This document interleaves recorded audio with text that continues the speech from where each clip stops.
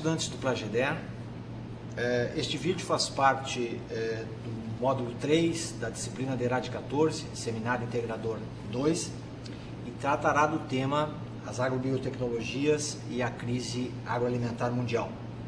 Contamos com a participação de Benami Bakaltchuk, doutor em comunicação de massas, diretor-presidente da FEPAGRO, pesquisador aposentado da Embrapa Trigo e professor da Universidade Federal de Passo Fundo. Contamos também com a presença de Leonardo Melgarejo, doutor em engenharia de produção, conselheiro da Comissão Nacional Técnica de Biossegurança, representando o Ministério do Desenvolvimento Agrário. E eu, como apresentador e mediador deste debate, deste vídeo, professor Jalcione Almeida, professor dessa disciplina de ERAD 014. Este debate ele está sendo motivado inicialmente por uma pergunta, será motivado por uma pergunta inicial que eu vou formular, vou apresentar aos nossos dois debatedores. A pergunta é a seguinte: no contexto atual da crise agroalimentar mundial, as agrobiotecnologias, e aqui particularmente aquelas de origem na engenharia genética, elas são vistas como, por uns, como parte da solução e por outros como um problema advindo do aprofundamento do modelo de modernização da agricultura. Eu gostaria então que os dois debatedores iniciassem a sua exposição, esse debate, reagindo a essa questão. Começaríamos com o Dr. Benami Bakaltchuk. Bem, muito bem. Professor Josimar, acho que o foco é extremamente importante e é importante que duas posições sejam expressas, porque conhecimento e desenvolvimento é feito por oportunidades de escolha, oportunidade de decisão. E o conceito não é um conceito ideológico, é um conceito de escolher o caminho que nos interessa.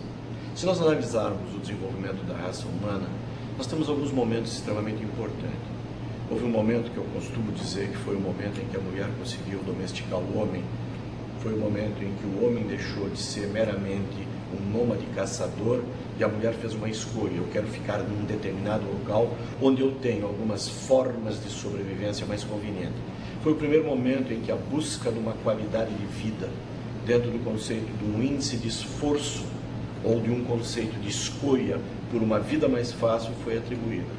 E a mulher foi, na verdade, quem começou toda a evolução da genética que nós conhecemos até hoje. A mulher primeiro escolheu uma árvore que tinha um fruto mais doce e, consequentemente, ela também escolheu folhas mais tenras, raízes comestíveis e assim por diante.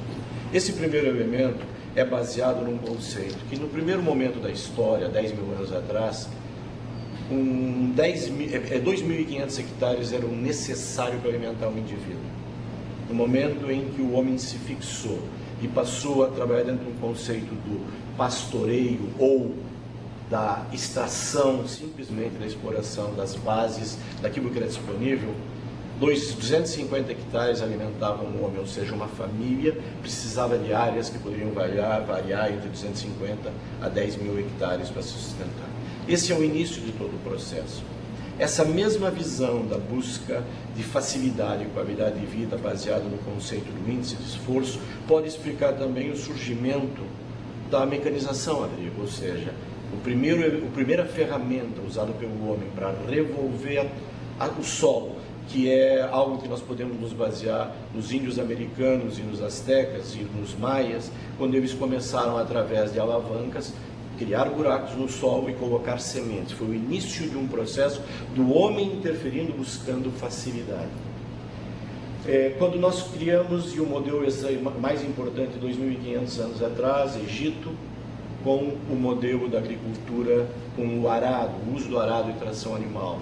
250 hectares poderiam já alimentar 360 pessoas. E se nós olharmos a história, a própria história que a Bíblia diz de o homem dependente do poder econômico de um Egito, o homem dependente do poder econômico de uma Babilônia, de uma Mesopotâmia, seja lá qual o poder que dominava naquela época, todo o processo era a ferramenta, o instrumento que eu tinha era alimento como troca de domínio de poder. Nós não mudamos esse processo.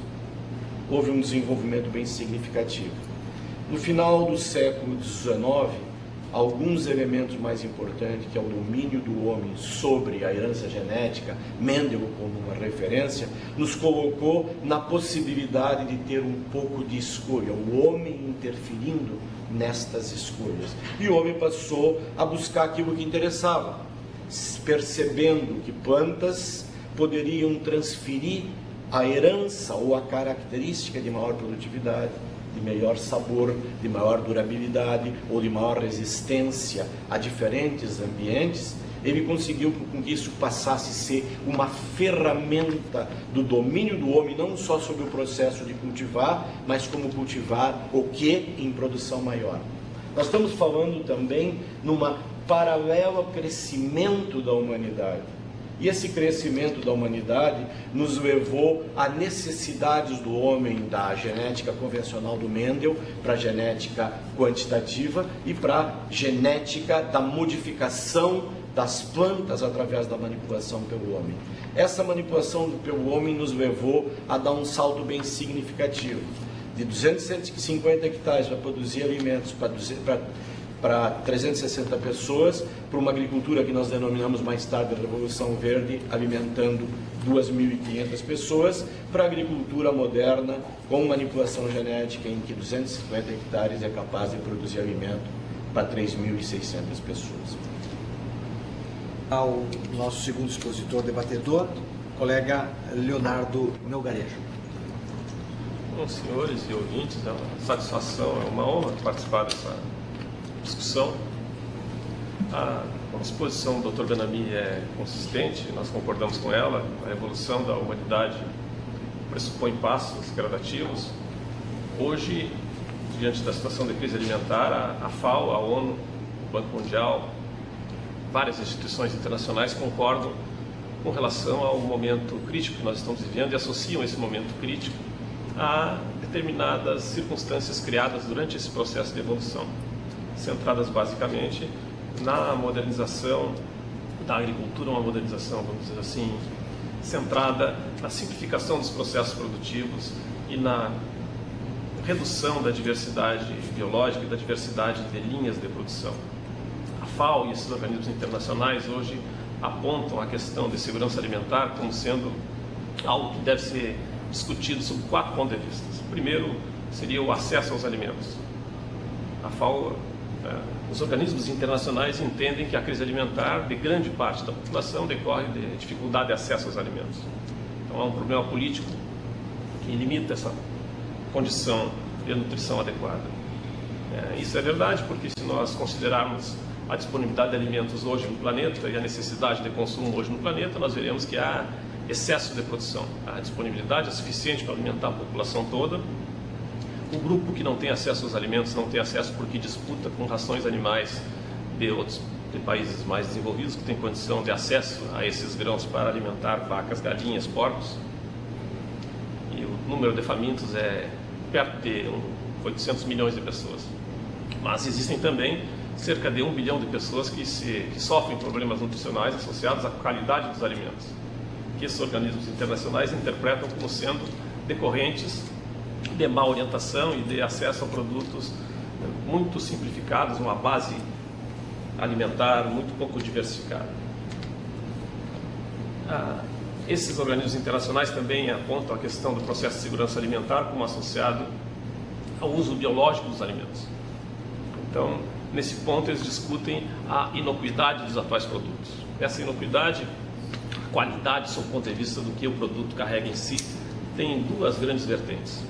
Uma delas é que a maior parte desses produtos incorporam um volume enorme de agroquímicos que são parte do processo produtivo, que são vinculados às estruturas de produção e às necessidades de mercado, mas que fazem com que as pessoas obrigam a uma ingestão indevida e inadequada de produtos com sequelas que causam problemas de larga espécie, inclusive problemas intergeracionais.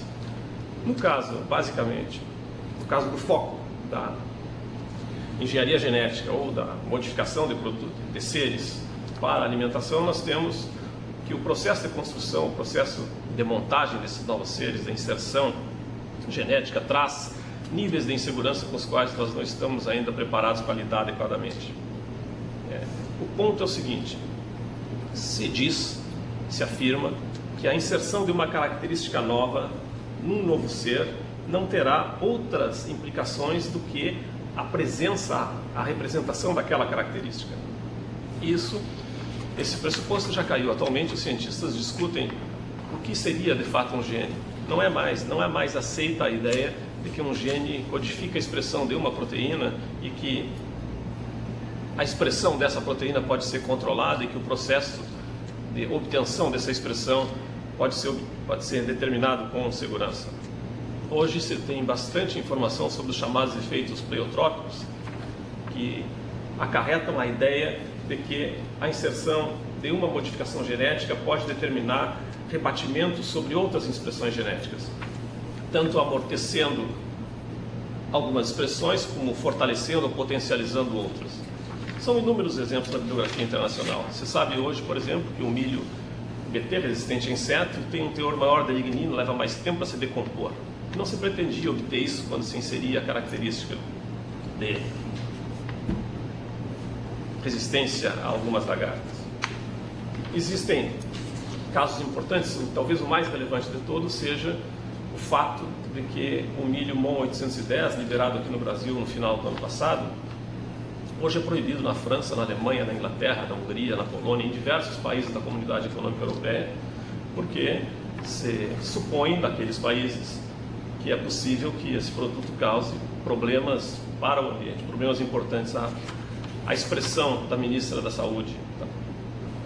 Nesse momento agora, então, eu solicitaria aos dois colegas participantes desse debate que se posicionassem claramente em relação à questão colocada inicialmente, de que, afinal, se as biotecnologias, de um modo geral, e as agrobiotecnologias em particular, sobretudo aquelas produzidas pela engenharia genética, são parte de um problema, de um processo de modernização agrícola, ou se na verdade são apresentadas como solução para a superação de gargalos, de problemas da modernização da agricultura. Começaria agora então com o colega Leonardo Melgarejo. O progresso, a ciência, a modernização são necessários. Os avanços são indispensáveis, mas eles devem ser dados com o máximo de cautela e segurança. No caso das modificações genéticas, essa segurança é insuficiente e a margem de risco que nós trabalhamos é enorme. Além disso, as grandes promessas que nós escutamos, elas já vêm há bastante tempo, e as respostas objetivas que nós vemos na realidade, elas se traduzem em plantas modificadas para resistir a herbicida, plantas modificadas para substituir inseticidas ou plantas modificadas para fazerem as duas coisas. Nesse sentido, elas fazem parte de um pacote tecnológico que beneficia enormemente as plantas que comercializam, as indústrias que comercializam esses produtos. A promessa de aumento da produtividade, ela não se verifica. Se nós examinarmos os gráficos da evolução da produção da soja na Argentina ou nos Estados Unidos e a evolução da produção da soja no Brasil, nós veremos que no momento em que entrou aqui no Brasil a soja transgênica, nós tínhamos numa fase de ascenso de produtividade e eles lá em redução de produtividade. Se nós levarmos em consideração a afirmativa de que há uma redução massiva no uso de agroquímicos, observaremos que essa afirmativa também é falsa. O que acontece, na verdade, é que a introdução de uma planta nova gera uma curva sigmoide que provoca uma redução nos primeiros 3 anos e depois uma ascensão que nos Estados Unidos hoje é dimensionada na faixa dos 1.000 toneladas de agrotóxicos a mais. Eles estimam que entre 99 e 2004 o aumento foi de 64,8 mil toneladas de agrotóxicos em função da introdução da soja, da couza e do milho transgênicos. A outra afirmativa é de que esses produtos são benéficos à saúde. Nós não encontramos razão para um produto que carrega uma quantidade maior de pesticidas e que não tem uma avaliação biológica que determine, que demonstre esses resultados excepcionais em termos de saúde e possa ser qualificado como sendo benéfico para a saúde. Nós temos a promessa do arroz dourado, que já vem sendo repetida desde o final dos anos 80 e que nós ainda não encontramos nas prateleiras do supermercado. Nós temos o contra-argumento de que esse arroz maravilhoso, para cumprir essa finalidade, exigiria que você comesse cerca de 5 a 10 quilos do grão por dia. Então, particularmente, sou a favor da engenharia genética, no sentido de que ela é um caminho tecnológico que deve ser buscado. Sou contra os resultados que são apresentados e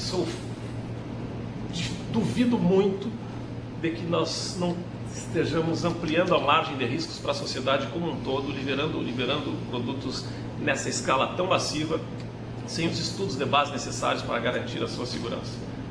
Os estudos de toxicidade disponibilizados mostram que não existem evidências de segurança.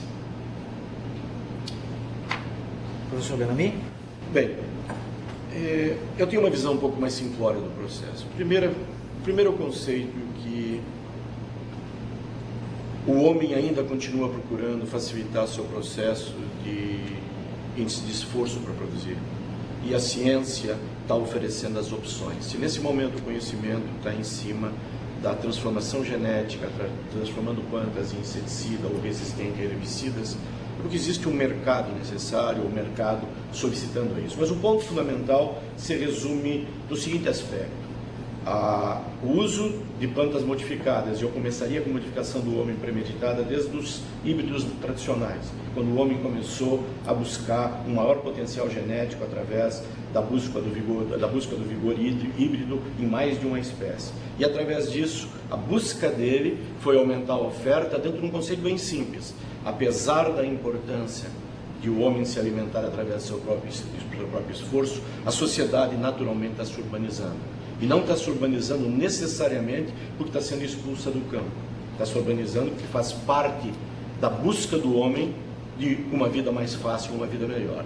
Dentro dessa visão, as transgenias, as modificações genéticas, a engenharia genética como um todo, são ferramentas facilitadoras. Mas é importante a sociedade entender o seguinte: de todo o comércio de alimentos no mundo, se nós falarmos em 600 milhões de toneladas de milho que é produzido no mundo, somente 100 milhões de toneladas é comercializado fora das fronteiras, ou seja, é produto de mercado. O resto é produzido com tecnologias locais ou com tecnologias modificadas, mas de interesse do próprio sistema produtivo local.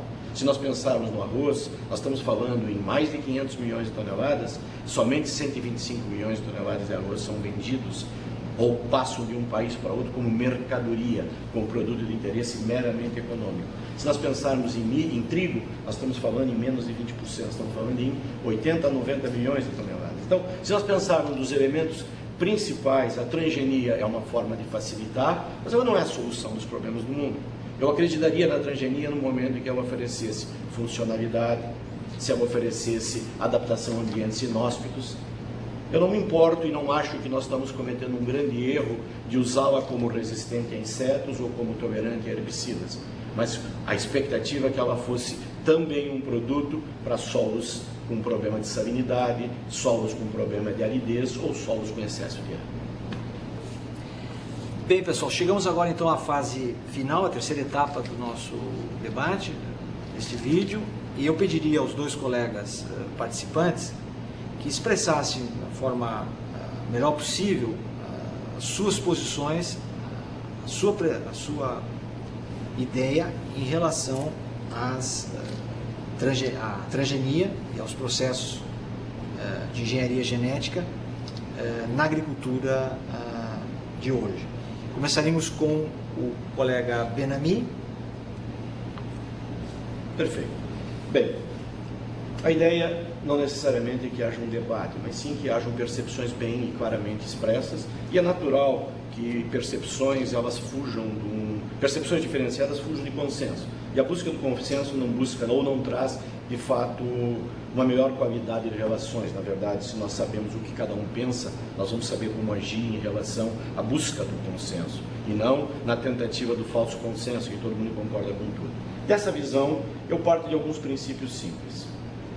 Que bom que nós pudéssemos estarmos vivendo 10 mil anos atrás, em que nós tínhamos espaço, poucas pessoas, e a nossa mobilidade como seres humanos nos permitiria buscar sempre um conceito de um ambiente melhorado. Com isso, nós conseguimos criar um conceito chamado de slash and burn, ou derruba e queima, e com isso nós fomos ocupando gradativamente novas áreas, e entre o derrubar uma nova área e se renovar as anteriores, nós não tivemos um equilíbrio por um bom e por um longo tempo. Só que infelizmente, ou felizmente para nós, a sociedade continua se reproduzindo. E eu tenho uma preocupação bem séria, que é muito importante que se tenha consciência. 2050 está previsto que nós tenhamos 9 bilhões de pessoas. Senhores, isso é 50% mais população do que hoje. E nós não temos uma fronteira agrícola que nos permitiria uma produção mais ampla. Uma outra coisa que nós temos é que todo esse conceito de intoxicação, de carregar defensivos, ele teve seu dano, ele causa dano, tem coisas que nós ainda não sabemos, mas sabemos muito que nós sabíamos quando nós começamos a usar o BHC, o DDT. Nós temos muito mais conhecimento acumulado. Então, eu acho que o homem está preparado para, nesta inovação, nessa dádiva que Deus deu a ele, de criar um mundo adaptado às suas necessidades, e para isso lhe deu inteligência. Eu acho que o homem está preparado para trabalhar de forma um pouco mais racional em relação a isso. Eu diria, nós estamos a recém na ponta de um iceberg. Eu entendo o colega Melgarejo quando ele fica preocupado com o agregar à inovação uma quantidade enorme de riscos que nós não temos domínio. Sim, uma planta resistente ao inseto, ela é um inseticida. Agora, a grande parte das plantas naturalmente o são. Na casca de uma batata doce, existe pelo menos 8 inseticidas naturais. Alguns de nós podem dizer simplesmente, eu não como batata doce. Concordo com o professor Melgarejo com esse risco. Só tem um detalhe, nós temos um controle maior e nós estamos vivendo mais. Nós não só estamos aumentando a população, como nós estamos vivendo hoje já o dobro do que nós vivíamos quando nós começamos uma agricultura do arado. E nós estamos vivendo com muito mais qualidade, mesmo depois da agricultura tecnificada. Portanto, não necessariamente esse envenenamento vai acabar com a humanidade.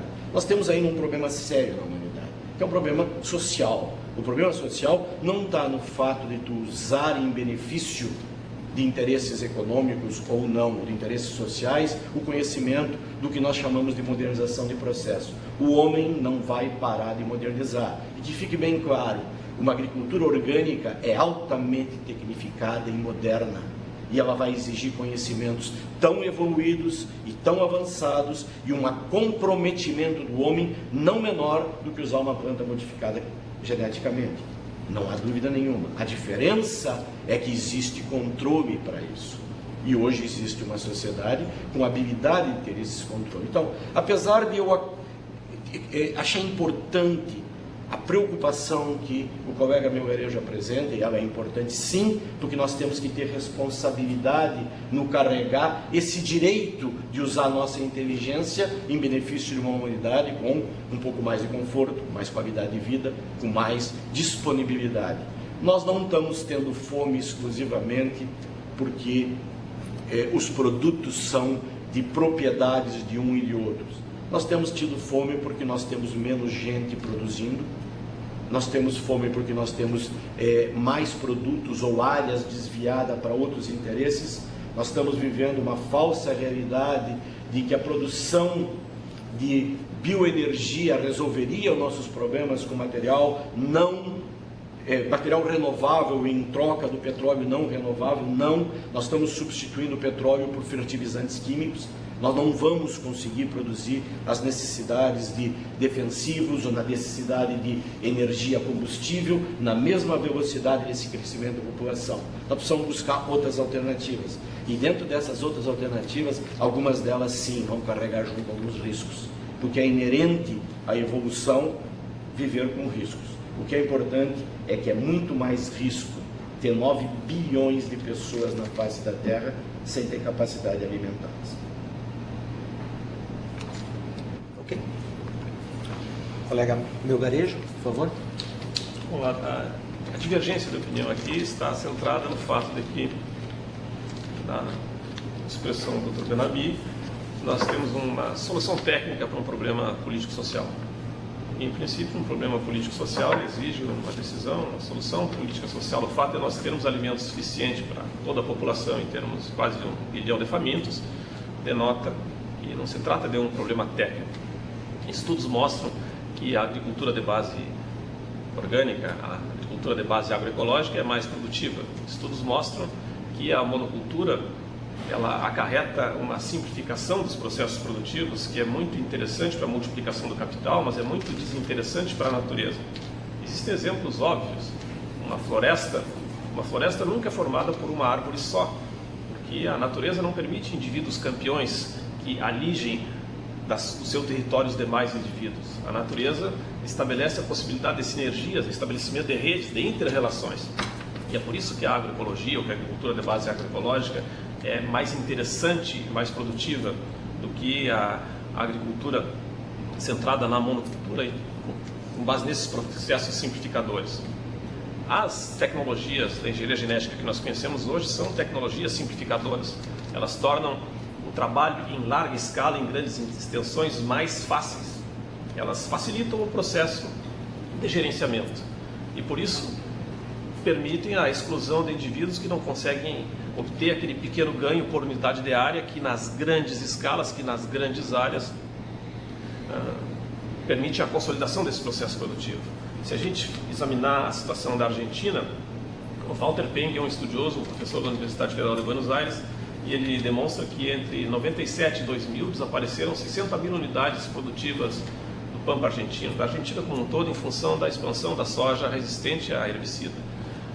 A introdução de um produto que é resistente a um herbicida criou 60 mil novas famílias empobrecidas na região de Buenos Aires. A gente tem que levar em consideração, então, esse tipo de resultado. Quanto aos riscos, é interessante mencionar um estudo bem recente, a toxicidade de plantas geneticamente modificadas. O pesquisador José Domingo examinou as bases de dados da área da saúde, da área nutricional, e identificou que não existem resultados atestando, assegurando a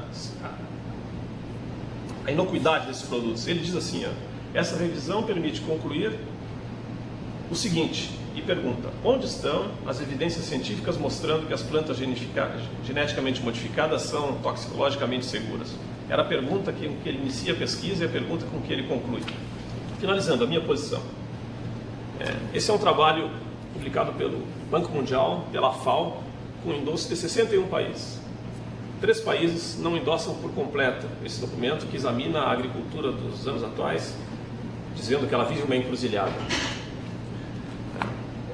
Eles recomendam, esse estudo recomenda basicamente as linhas de pesquisa que o PGDR vem trabalhando. Ele recomenda ênfase à multifuncionalidade da agricultura, ênfase à agricultura de base agroecológica, ênfase à preservação dos recursos naturais, ênfase à biodiversidade, apoio à agricultura familiar, redução dos esforços na área da monocultura, redução do apoio, do incentivo à expansão de culturas não poupadora de recursos genéticos.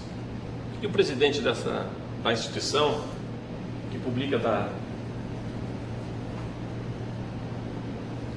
instituição que publica o documento sobre agricultura, conhecimento, ciência e tecnologia para o desenvolvimento, ele conclui o seguinte: nós estamos oferecendo alimentos que parecem baratos em nossas mesas, mas esse alimento não é sempre saudável e o custo da sua distribuição em termos de água, solo, diversidade biológica ameaça o nosso futuro. Eu concordo com essa afirmativa, eu recomendo que se leve em consideração a afirmativa do Banco Mundial, que foi uma das principais instituições financiadoras da Revolução Verde, que foi a primeira onda, que hoje então retoma com a Revolução Biológica. Acho que poderia concluir a minha manifestação com essa afirmativa. Obrigado. Bom, chegamos então ao final deste debate, esperamos que ele tenha sido bastante interessante a todos vocês. Queremos agradecer aos colegas Benami Bacalchuk e Leonardo Melgarejo a participação, as suas contribuições. Nosso muito obrigado e até a próxima.